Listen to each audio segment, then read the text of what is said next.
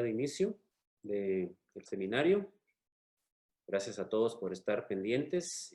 Solo voy a verificar mi video acá. Vamos a ver. ¿Sí me miro en la transmisión? Sí. Ok. Bueno, no me miro acá. Pero bueno.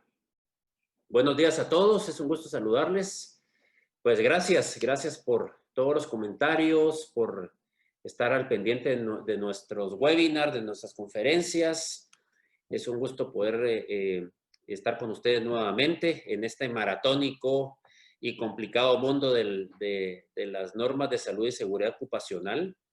Creo que todos el tema, tanto técnico como legal, ha ido evolucionando en las anteriores semanas. Ha sido una avalancha de información. Yo creo que todos estamos con esa inquietud, ¿cómo está aterrizando todo esto, verdad?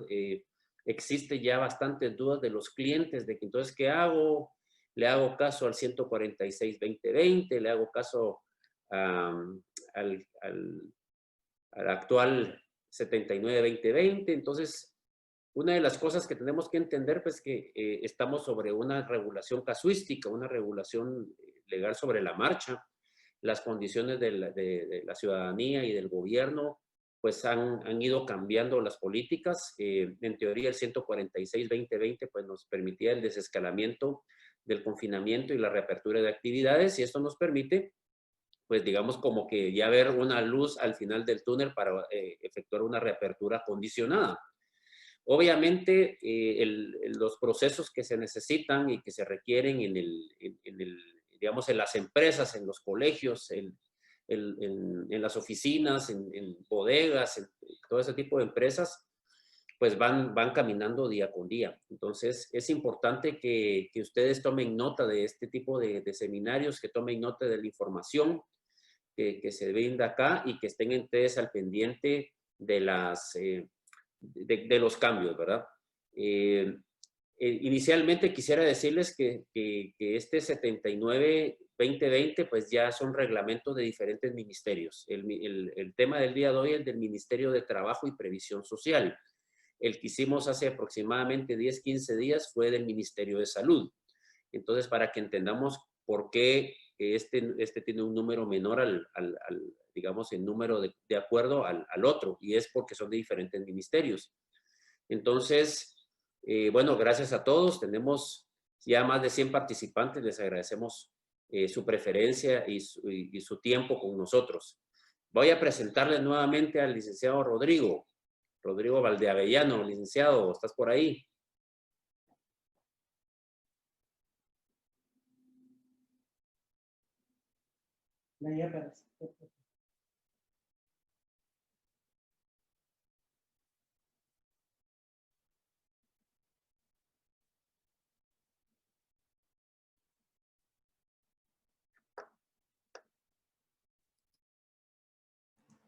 Gracias, es que no me dejaban hablar aquí. Mucho gusto en saludarlos, buenos días.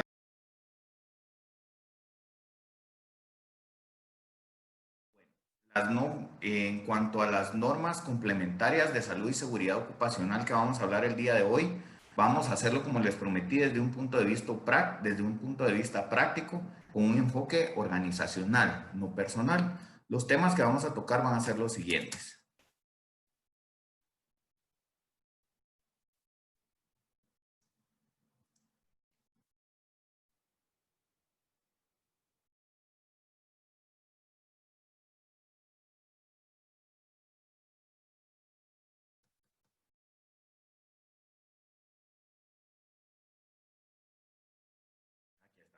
Que tenía un poco de problemas para compartir mi pantalla. Bueno, primero vamos a hablar sobre la jerarquía de las normas, la Constitución Política de la República y el Decreto 1441 del Código de Trabajo, el Reglamento de Salud y Seguridad Ocupacional, que es el Acuerdo Gubernativo 229-2014, y sus posteriores reformas en el año 2016 con el Acuerdo Gubernativo 33-2016, el Manual de Comités Bipartitos de Salud y Seguridad Ocupacional, es el acuerdo ministerial del Ministerio de Trabajo 23-2017, y las medidas de reapertura, que es el que empezó el 2 de junio, que es el acuerdo ministerial 146-2020, y por último, las normas complementarias.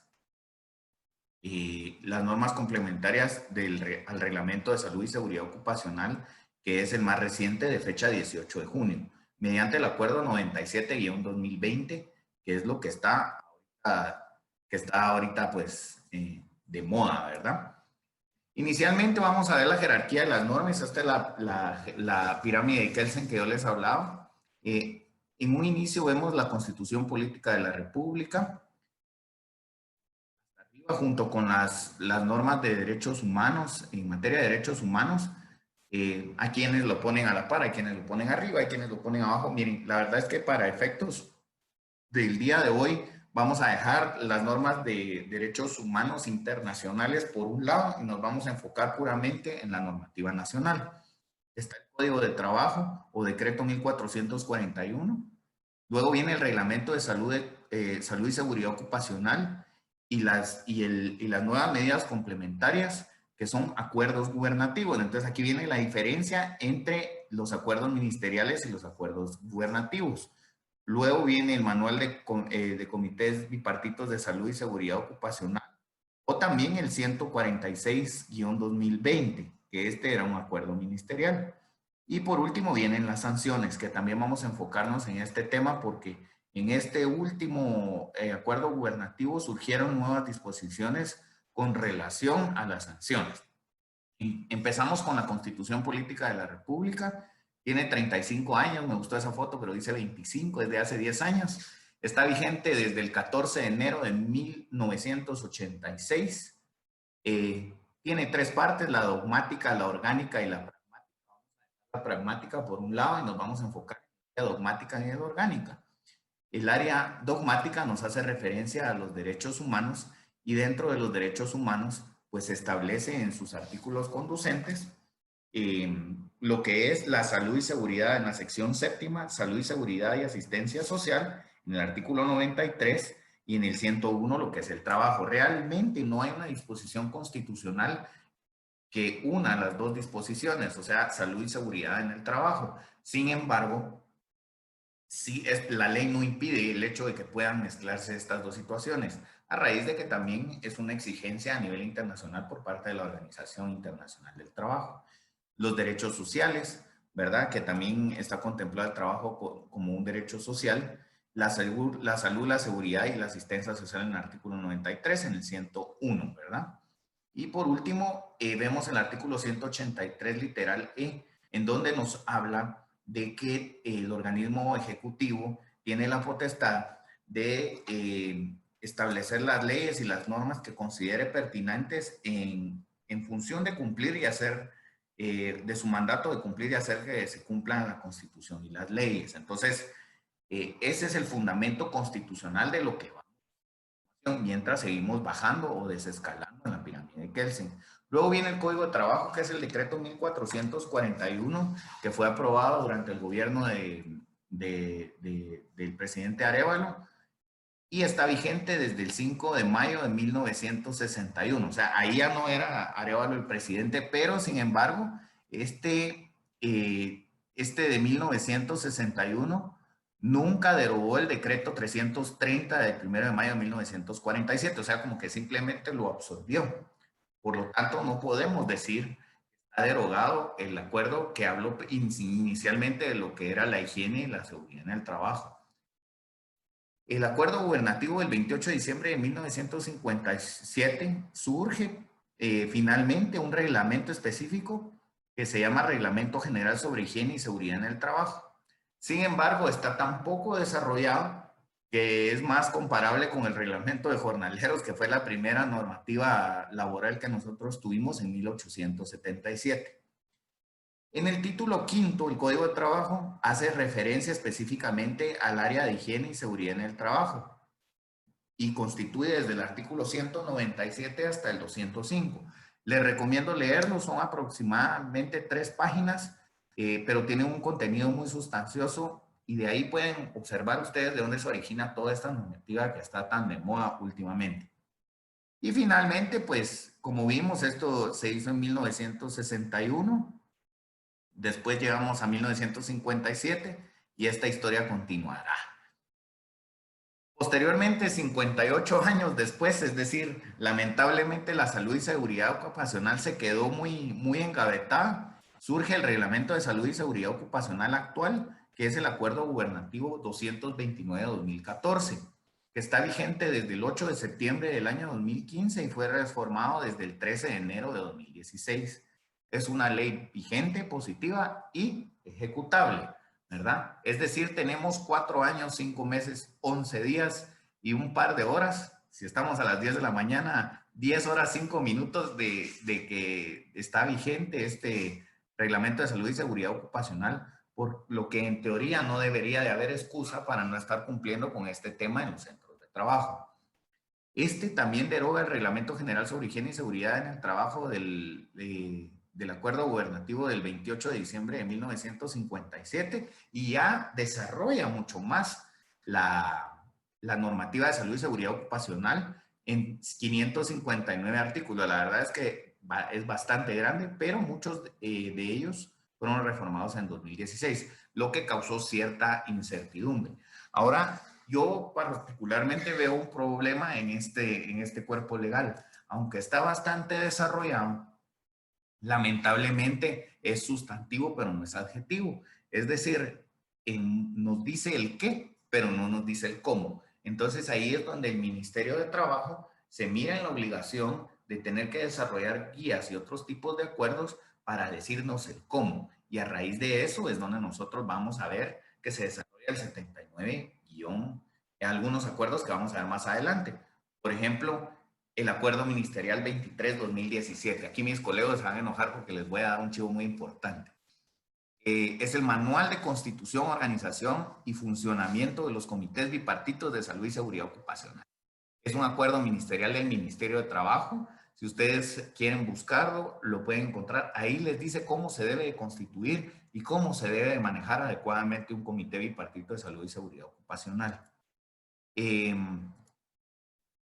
vigente y positivo desde el 20 de enero de 2017, es decir, tiene 3 años, 5 meses, 4 días y 10 horas con 15 minutos de vigencia, por lo que ahora sí no hay excusa para no tener un comité bipartito de salud y seguridad ocupacional o tener un responsable de salud y seguridad ocupacional según sea el caso, y también nuestro libro de actas debidamente autorizado. Contiene únicamente 30 artículos, no hay que ser con estudios previos de derecho para poder entender lo que ahí dice. Es un manual, es bastante amigable, lo desarrollaron bastante bien y no deja mucho lugar a duda. Si ustedes desean, con mucho gusto me pueden escribir y yo se los puedo proporcionar por correo electrónico. También como nos dice cómo gestionar, administrar un comité bipartito de salud y seguridad ocupacional. Establece las entidades de supervisión y control, es decir, el control. Pongámosle mucha atención al término de control, que prácticamente en este sentido es el Departamento de Salud y Seguridad Ocupacional del Ministerio de Trabajo y la sección de Salud e Higiene del Instituto Guatemalteco de Seguridad Social. Tengo que hacer una observación. Este tipo de control que hacen las personas que están, estos inspectores que están dentro de estas dos direcciones, realmente no son personas malintencionadas que lo que quieren es ajusticiar al empresario, sino quieren ver que efectivamente se cumpla la normativa. Ya han sido bastante flexibles desde el año 2016 en esperar a que haya suficiente tiempo para poder estar implementando las medidas de salud y seguridad ocupacional que establece la ley. Sin embargo, con las situaciones actuales, es de esperarse que se vayan a poner más rigurosas las exigencias relacionadas con los temas de salud y seguridad ocupacional. Por lo que yo les sugiero, más adelante vamos a dar una checklist, que tengan al día todos sus documentos y si no los tienen, que empecemos a trabajar para poderlos tener al día a la hora de la reapertura o que haya una eventual inspección que sí están inspeccionando que efectivamente se estén cumpliendo con la disposición. Luego, El año 2020, pues muchos teníamos ciertos planes y yo le llamo el año del cambio de planes. Cada uno de nosotros tuvimos que cambiar nuestros planes. El Ministerio el Ministerio de Trabajo también tuvo que cambiar sus planes porque en un inicio lo que se iba a... Ahora están más enfocados al tema de la salud biológica porque obviamente esa es la emergencia y es la prioridad. Por lo que se están desarrollando los planes específicos enfocados hacia el COVID-19. Como yo los prometí que vamos a hablar de una aplicación práctica, ahorita ya vamos a entrar más en términos ya no tan jurídicos, pero tenía inevitablemente que llevarlos a esta situación para guiarnos más o menos. Y vamos a hablar ya en términos más prácticos, ya no tan legales. Este entró en vigencia el 2 de junio y más que todo es una estrategia para reapertura. Como dijimos en el webinar anterior, el nombre oficial es la Estrategia Nacional de Control de la Epidemia de SARS-CoV-2 y bases para la desescalada de las medidas de reapertura condicionada al confinamiento. El licenciado Iturriaga más adelante nos va a aclarar por qué el uso de tanta hermenéutica jurídica, pero para fines prácticos vamos a tomarlo como la estrategia para la reapertura. Esta contiene objetivo y definiciones, bases después de la desescalada, fases de la desescalada para la reapertura, prevención y control para los centros de trabajo y disposiciones finales. Vamos a dejar por un lado lo que son los objetos y definiciones y vamos a dejar por un lado lo que son las bases después de la desescalada. Las disposiciones finales también. Entonces nos vamos a enfocar en lo que son las fases de la desescalada y la prevención en los centros de trabajo. Surge el acuerdo ministerial y nos establece las fases de la desescalada para la reapertura. Está la fase 1. Por favor, tomemos en cuenta que lo que está entre comillas son inventos míos. Realmente solo son 4 fases de la 0 a la 3. Sin embargo, me gusta ver un poco en retroceso y un poco en perspectiva más adelante de qué es lo que va a pasar en didácticos. Está la etapa 0, que es la etapa que abarca hasta 14 días previos a la fase 0, que es la fase que yo le digo la fase de volver al futuro, porque realmente nosotros no vamos a saber que estamos en la fase 0 hasta que el gobierno nos haya informado de que tenemos 14 días de haber estado en la fase -1.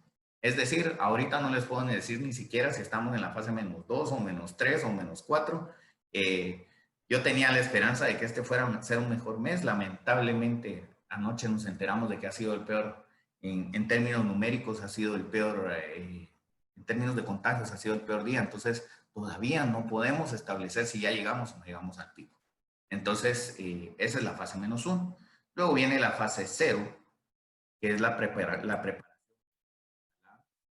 Fase 1, el inicio de la desescalada. Fase 2, apertura intermedia. Fase 3, apertura a la nueva normalidad. No les voy a decir específicamente en qué consiste porque es muy repetitivo y realmente son cuestiones muy técnicas que yo preferiría que las analizáramos y las viéramos, si es posible, en un webinar más adelante cuando ya estemos en la fase 0, porque si no, de lo que estamos hablando ahorita es de ideas y de aire porque ni siquiera hemos llegado a la fase 0.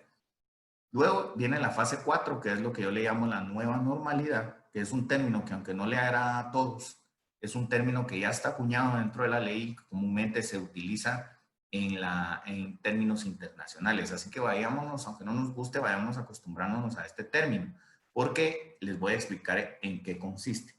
Y viene la fase 5, que es la normalidad normal. Aquí cantinfleo un poco, pero es lo que le digo, la normalidad normal, esa como nosotros vivíamos antes del 13 de marzo de este año. Vemos aquí esta gráfica que nos puso el gobierno. Si ustedes se dan cuenta, aquí va la fase de escalada, aquí estaría el pico, y hasta 14 días después del pico nosotros vamos a saber si entramos en la fase 0. Empezamos a descender. Sin embargo, lo que se busca con estas medidas no es entorpecer el hecho de que no nos quieran dejar salir, sino evitar lo que pasó con la pandemia de influenza de los años 1918 y 1919, que hubo 3 olas y mató 500 millones de personas a nivel mundial. Imagínense, ahorita, si para nosotros ahorita que somos una población 4 veces más grande que entonces a nivel mundial, ¿qué sería para ellos 500 millones de habitantes? Serían 2.000 millones de habitantes para nosotros. Vamos a ver si por 4, 2.000 millones, y estamos por 8, o sea, es un cuarto de la población mundial. Entonces, definitivamente, eso es lo que queremos evitar con estas acciones.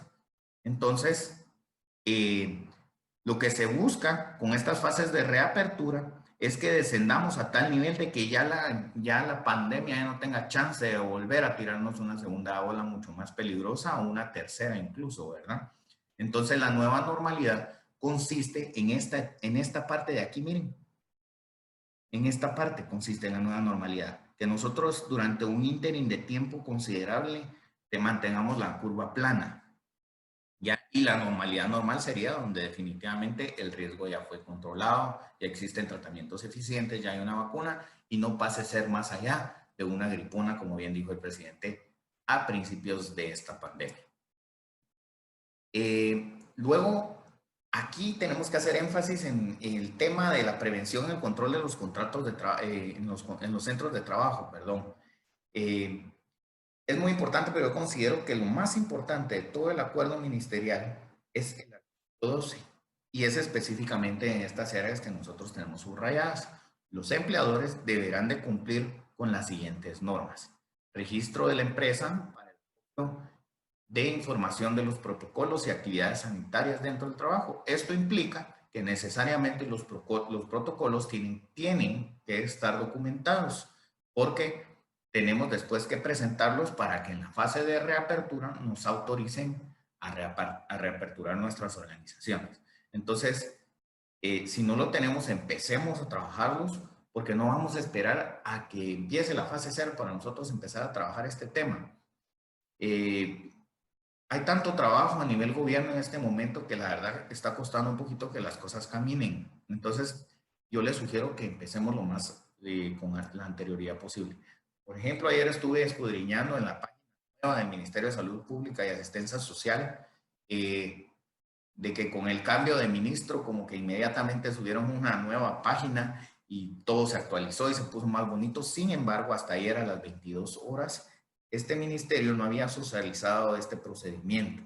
Entonces tenemos que seguir a la espera de ver qué guía o qué disposiciones se van a tomar para el de estos protocolos y actividades. Como les digo, esto lo podemos dejar para un webinar más adelante cuando ya estemos en la etapa 0, que es donde efectivamente nos vamos a enterar de qué es lo que vamos a tener que hacer. Ahorita todo son ideas y expectativas.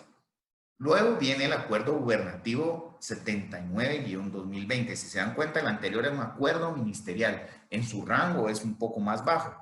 ¿Y por qué este es ministerial y este es gubernativo? Pues este es gubernativo porque lo autoriza el presidente de la República. En este caso es el ministro. ¿Y por qué? Porque este lo que hace es que va a venir a complementar una normativa que ya es un acuerdo gubernativo. Entonces, tiene que estar al mismo nivel para poderlo modificar. Como hablamos en términos de aplicación práctica, el 14 de junio se estableció como las normas complementarias para el Reglamento de Salud y Seguridad Ocupacional, que es el Acuerdo 229-2014, modificado después en el año 6. Sin embargo, insisto, tengo la obligación moral de leerles el título real, que son las normas complementarias al Reglamento de Salud y Seguridad Ocupacional para la prevención y control de brotes SARS-CoV-2 en los centros de trabajo. Va enfocada directamente a lo que es el SARS-CoV-2. Entonces, aquí vamos a entrar directamente al tema que nos atañe el día de hoy. Tiene 2 títulos que yo los divido en 2 particularmente. El título del área de cumplimiento, que corresponde a las organizaciones, y el título de control, que corresponde básicamente a lo que es el gobierno. En el cumplimiento nos habla de las disposiciones generales, obligaciones y prohibiciones de los patronos, obligaciones y prohibiciones de los trabajadores y otras medidas de prevención y control de brotes en los centros de trabajo. Y en el área de control, que es el título 2, ya nos habla del control y vigilancia. Ojo, aquí ya establece sanciones. La cuestión es que antes no podían sancionar oficialmente porque no había una disposición que así lo autorizara. Ahorita ya están las sanciones autorizadas. Entonces, ya se puede sancionar por el incumplimiento, y las disposiciones transitorias y finales. En este sentido, vamos a ver lo que es el título 1, el área de cumplimiento. Disposiciones generales.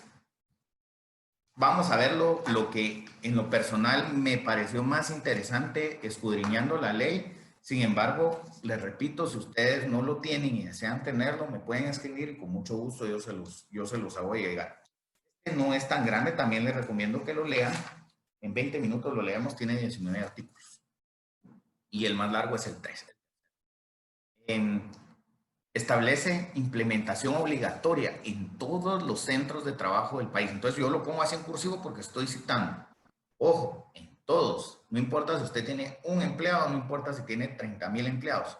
En todos los centros de trabajo debe de haber un plan de salud y seguridad ocupacional, ¿verdad? Un reglamento de salud y seguridad ocupacional o un plan de salud, dependiendo de la cantidad de empleados que tengamos.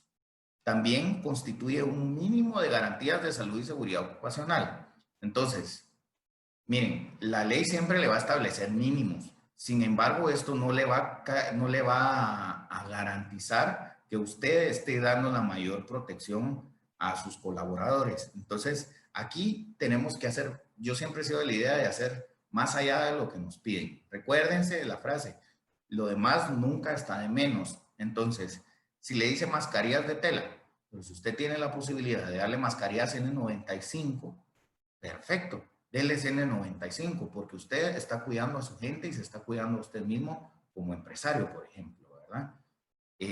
Obligaciones y prohibiciones de los patronos. Miren, este es bien interesante.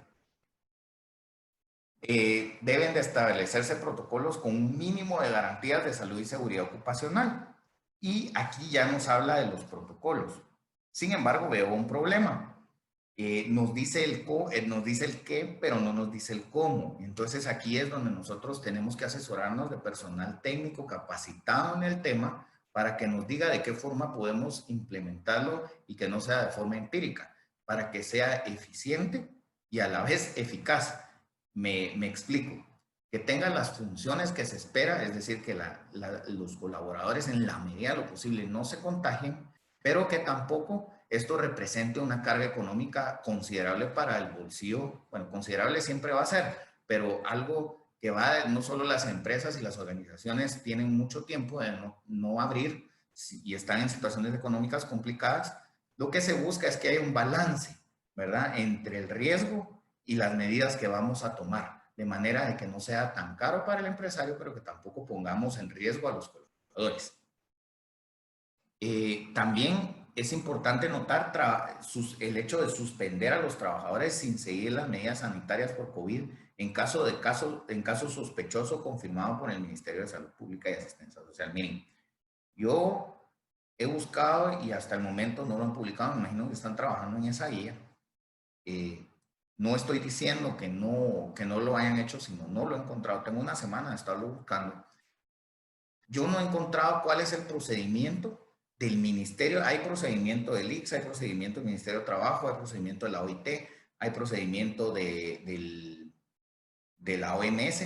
Sin embargo, yo no he encontrado cuál es el procedimiento para casos sospechosos o confirmado del Ministerio de Salud Pública y Asistencia Social. O sea, aquí sí tenemos que ser taxativos con la norma, ¿verdad? Eso es lo que dice la ley, ¿verdad? Entonces, no he logrado establecerlo. Me imagino que están trabajando en esa guía porque todavía estamos con el cambio de ministro y están actualizando la página y todo este asunto. Entonces, creo que es algo a tomar en cuenta. Sin embargo, nos podemos basar, es casi previsible que las medidas que normalmente se están tomando ahorita vayan a ser las que se tomen en cuenta en estas medidas que debería de haber publicado ya el Ministerio de Salud Pública y Asistencia Social, o por lo menos haberlas socializado más. Si ya las hizo, por lo menos haberlas socializado, porque yo que me dedico a esto no las he encontrado, menos la va a encontrar una persona que no se dedica a esto.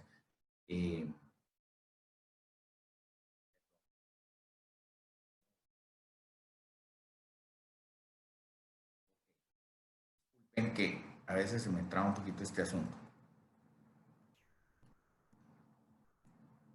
Ok, aquí vamos. Seguimos en el campo de las obligaciones y las prohibiciones a los patronos, siempre dentro del cumplimiento. Y podemos ver, esto es literal, el incumplimiento por parte del patrono del presente reglamento se considerará falta laboral sin perjuicio de los literales G e I del artículo 79 del Código de Trabajo. Nos vamos a ahorrar trabajo. Vamos a ir a ver qué dice el literal G e I del artículo 79 del Código de Trabajo. Prácticamente lo que dice es que si incumplen, se harán acreedores de una sanción administrativa por parte del Ministerio de Trabajo y le da el derecho a renunciar al trabajador sin responsabilidad de su parte. Es decir, hay que indemnizarlo y hay que darle todas sus prestaciones, pues obviamente de ley, pero sí hay que indemnizarlo, ¿verdad? Porque se está poniendo en riesgo su vida, él ya no quiere trabajar bajo esas condiciones. Entonces, si él lo prueba, puede renunciar. Esa es bien importante, esa observación. Y las obligaciones y prohibiciones de los trabajadores. Ellos tienen la obligación de presentar una constancia emitida por las autoridades de salud para descontinuar su aislamiento. Ojo, se me han dado casos de trabajadores que se presentan a las empresas con un certificado de médico particular. Yo no estoy demeritando el trabajo de los médicos, al contrario, lo admiro y qué bueno que nos están ayudando. Les agradezco para agradecerles el esfuerzo que están haciendo. Sin embargo, esto no es válido. Lo que vale es un certificado emitido por el centro de salud a donde se presentó, o en su defecto, o preferentemente, mejor dicho, diría yo, un certificado por parte del ICS. Porque recuérdense que toda la relación de previsión social laboral es a través del Instituto Guatemalteco de Seguridad Social. Entonces, preferentemente, sin embargo, el ICS está teniendo un poco de problemas en estos momentos dada la cantidad de personas, para atenderlos a todos. Entonces, sí hay una cuestión ahí que tenemos que ver cómo se ajusta. Sin embargo, yo les estoy diciendo lo que dice la ley, ¿verdad? Realizar injuria, calumnia o vías de hecho entre los trabajadores por motivo del COVID-19. Ese es otro tema bien interesante. Se ha dado el caso, por ejemplo, de trabajadoras que no se llevan bien y empiezan a correr el chisme por toda la empresa de que tal persona vive con una persona que está contagiada. Y no es así. Es el simple hecho de complicarle la existencia. Miren, la verdad es que a mí se me hace algo muy poco ético, muy triste que alguien esté jugando con estas situaciones.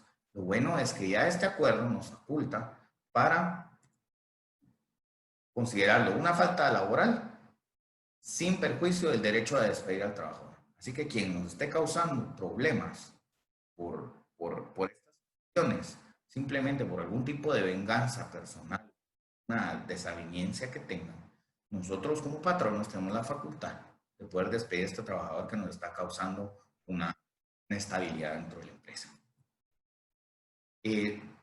Seguimos con el título 1, el área de cumplimiento, las otras medidas de prevención y control de brote de SARS-CoV-2 en los centros de trabajo. Tomar en cuenta el área de aislamiento. Sin embargo, no nos dice de qué medidas, en dónde y bajo qué condiciones tenemos que establecer las áreas de aislamiento. Hay guías, pero todo está basado en el empirismo de las personas que nos dedicamos a esto. Entonces, para eso es que yo le insisto que debe asesorarse por un profesional en el tema para que la medida, el área de aislamiento tenga las medidas idóneas y sea efectivo, porque de nada nos sirve tenerla si no va a ser efectiva, ¿verdad? Solo es un espacio perdido. También nos establece los protocolos para uso de áreas comunes, que son las cafeterías, limpieza de baños y todo lo que hemos estado viendo en el transcurso de estos tiempos. Sin embargo, aquí ya se establecen mínimos. Está mucho más desarrollado, pero aquí se establecen normas mínimas. Y por último, quiero hablarles del título 2, que es el control, que establece el control y vigilancia a través de la obligatoriedad de los planes en todos los centros de trabajo, como les dije en un principio. Y las sanciones, que a la ley le encanta mandarnos para otro lado, ¿verdad? Pero aquí ya lo tenemos al 100% de vista. Las sanciones pueden constituir entre 6 y 14 salarios mínimos. Ayer hice la multiplicación y es un plato. Bien. Lo pueden ver, perdón.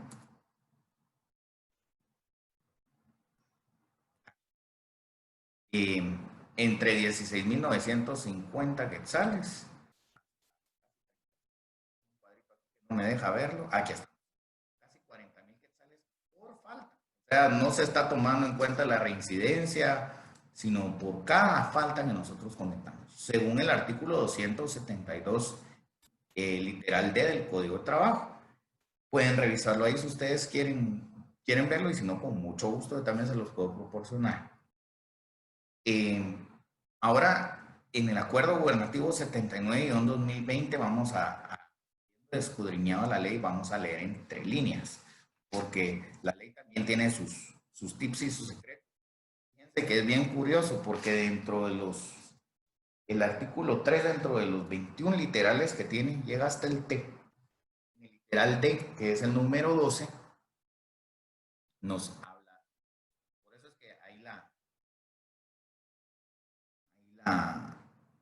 lo resumí, ¿verdad? No van a creer que estamos manipulando la ley, sino que lo que hicimos fue resumirlo directamente a la parte que nos interesa.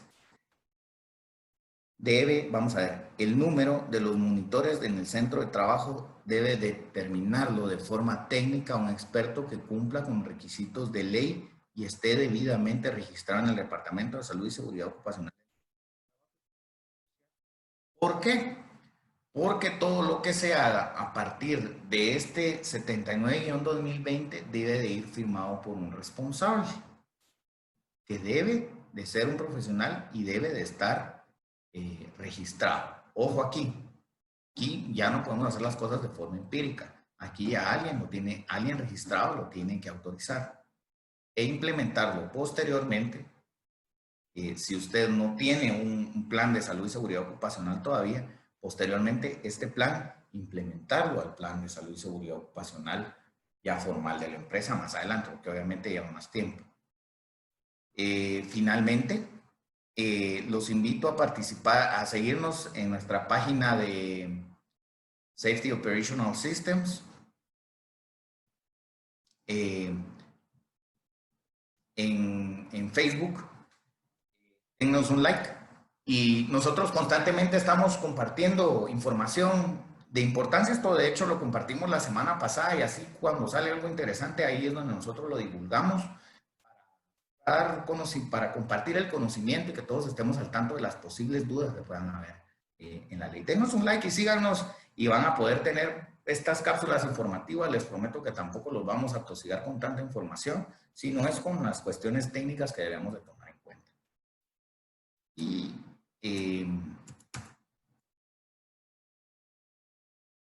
Muy bien, Rodrigo, ¿me escuchas? Sí, fíjate que aquí... Bueno. Dale. Gracias, sí, es que se me estaba trabando un poquito la página. Bueno, finalmente tenemos que ser inteligentes en esto y anticiparnos a lo que se viene. Por ejemplo, con la checklist, la famosa checklist que les ofrecí, que habla del cumplimiento. Ojo, tomemos nota. Permiso de operación de la empresa. Debemos de contar con plan COVID-19 documentado. Medidas y protocolos COVID-19 implementados efectivamente. Un monitor de salud y seguridad ocupacional. Comité Bipartito de Salud y Seguridad Ocupacional. Libro de actas del Comité Bipartito de Salud y Seguridad Ocupacional. Plan de prevención de riesgos laborales o plan de salud y seguridad ocupacional según lo amerite el caso. Si su organización cumple con todas estas, con toda esta checklist, usted está listo para su empresa está u organización está listo para la reapertura. Si no, empecemos a trabajar en este tema, porque próximamente lo van a estar solicitando. Estoy por terminar, disculpen que a veces no me corren las slides y tengo que apachar aquí. Screen sharing stopped. ¿Podrían permitirme terminar la intervención? Por favor, me faltan 2 slides, pero es importante lo que tengo que decir.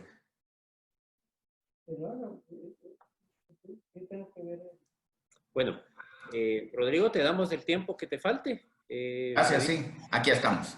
Sí, gracias, Guillermo. Sí, disculpen que no sé qué pasa. Ahí estamos. Por lo que los invito a estar con manos a la obra y establecer pues prácticamente lo que es la palabra ganadora del día, le digo yo, ¿verdad? Porque es bien importante que vayamos dando una seguidilla a esto. Primero, ya es el cuarto webinar que hicimos. Primero establecimos lo que es la prevención, el autocuidado, el cumplimiento, y si con algo nos podemos quedar el día de hoy, es el autocontrol. No es autocontrol personal, sino autocontrol organizacional. Recuérdense el enfoque.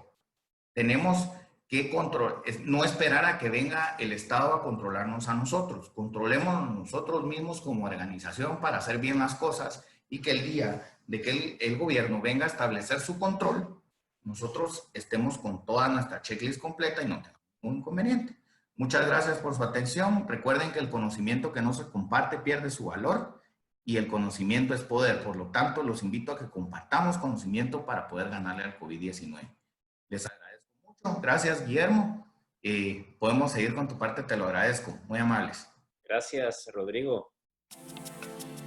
Favor, síguenos en royalbureau.com.gt, también por Facebook e Instagram. Hasta la próxima.